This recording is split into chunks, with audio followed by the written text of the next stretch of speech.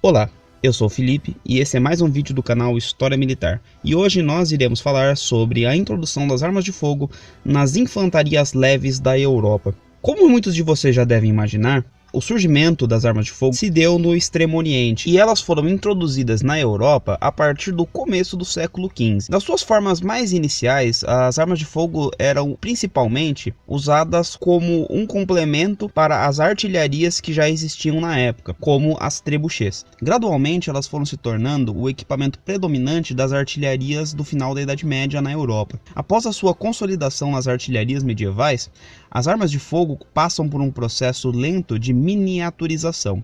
Esses canhões de mão primitivo não contavam com nenhum tipo de mecanismo para facilitar a sua portabilidade ou para fazer a ignição da pólvora que iria gerar o disparo.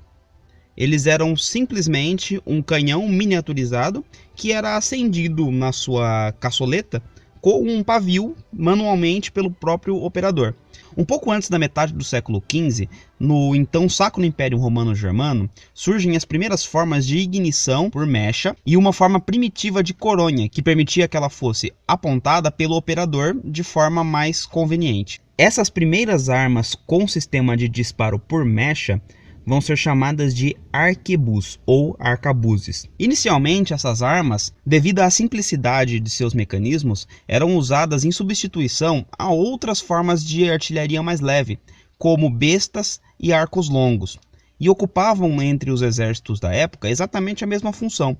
Elas não faziam a linha de frente dos combates, mas sim ficavam na retaguarda, fornecendo cobertura ou usada na defesa de pontos e de fortificações. Gradualmente, os exércitos da época começaram a perceber o potencial gigantesco que essas armas tinham para lidar principalmente com armaduras e com fortificações leves, levando-as a serem introduzidas na linha de frente dos combates. É justamente nesse período em que as grandes e pesadas armaduras que marcaram o final da Idade Média começam a se tornar obsoletas, uma vez que o disparo de um arquebus era mais do que o suficiente para atravessar as armaduras mais modernas da época.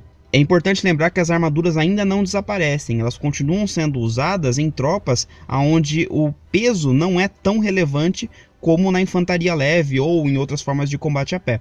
Por exemplo, soldados de cavalaria continuam usando armaduras até mais ou menos o período das guerras napoleônicas. A lentidão de recarga e o peso desses equipamentos ainda limitavam muito o seu uso de forma mais dinâmica. Para contornar essa limitação, nós vemos surgir, por volta do final do século XV, algumas táticas imaginadas para permitir o emprego dessas armas de fogo de forma mais eficiente. A principal delas, principalmente na região ibérica, vai ser o terço espanhol. O terço espanhol pode ser resumido em uma formação militar onde um grupo de arcabuzeiros se posiciona formando um quadrado, sendo que no meio deste quadrado ficam posicionados grupos de piqueiros portando um tipo de lança chamado pique.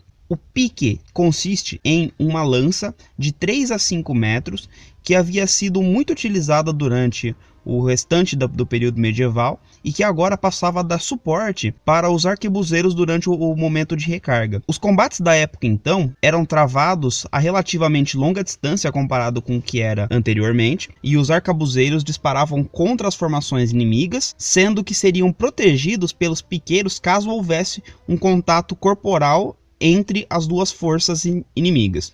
Durante o século XVI, surgem outras formações, porém bastante derivadas do terço espanhol. Um elemento que se mantém durante a Renascença é a necessidade de que os operadores de arma de fogo sejam imediatamente protegidos por outros soldados com armas de hastes, assim como no terço espanhol. Os tipos de formação usadas e a proporção de atiradores para piqueiros vai variar não só de acordo com a origem dessas forças, como também conforme a evolução dos mecanismos de disparo e mecanismos de recarga. Futuramente pretendo fazer um vídeo explicando as diferentes formas de ignição que foram se desenvolvendo durante o período da Renascença. Essa situação só vai ser contornada a partir da criação de baionetas que não impediam o disparo quando montadas na ponta da arma de fogo. A introdução da baioneta permite que a formação de infantes protejam-se a si mesmos durante a recarga de suas armas, não sendo mais vulneráveis a um ataque direto de uma formação inimiga. A partir de então, as armas de fogo passam a reinar absolutas nas linhas de frente dos campos de batalha do mundo todo. E não se esqueçam de curtir e compartilhar esse vídeo com seus colegas e de se inscrever no nosso canal. Até mais!